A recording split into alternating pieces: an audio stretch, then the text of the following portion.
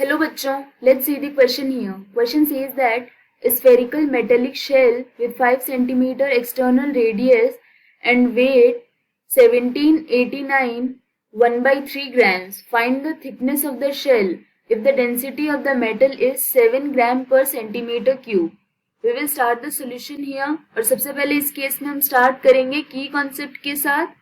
तो इस केस के लिए की कॉन्सेप्ट हो जाएगा volume this is equal to weight divided by density.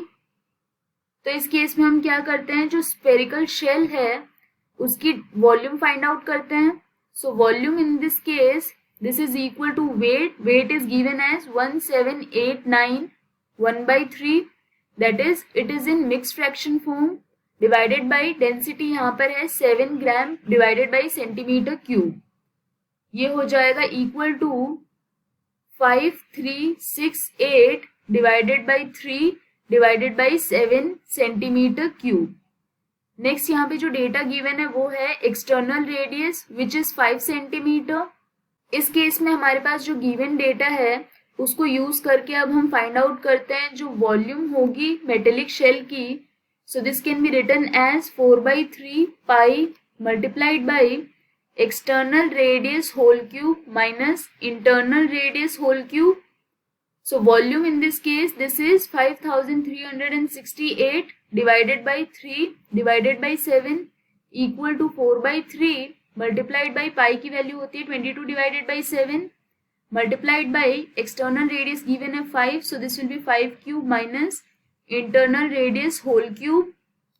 यहाँ पे 3 से 3 और 7 से 7 कैंसिल आउट हो जाएंगे, so we can cancel this out in this case.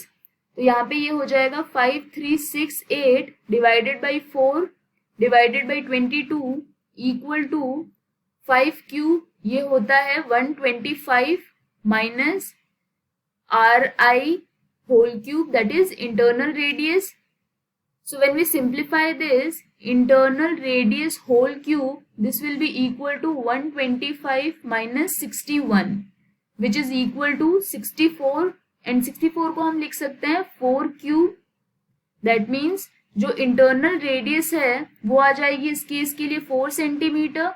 हमें फाइंड आउट करनी थी thickness of the shell. So for this case जो थिकनेस होगी वो हो जाएगी equal to external radius minus internal radius. External radius यहाँ पे गिवन है 5 सेंटीमीटर, इंटरनल रेडियस हमने फाइंड आउट की है वो है 4 centimetre. That means thickness of the shell ये हो जाएगी 1 centimetre. This is the final answer. I hope you understood the explanation. All the best.